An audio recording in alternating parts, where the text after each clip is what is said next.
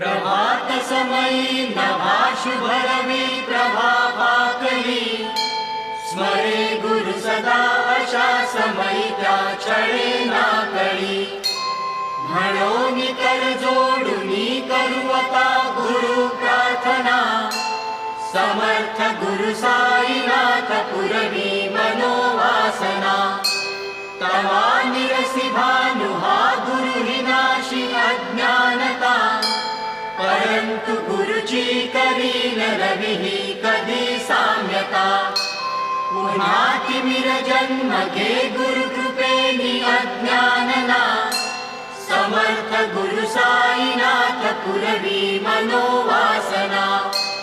रवी प्रगट होऊनी त्वरित घालवी आलसा, तसा गुरु ही सोडवी सकल दुष्कृती लालसा।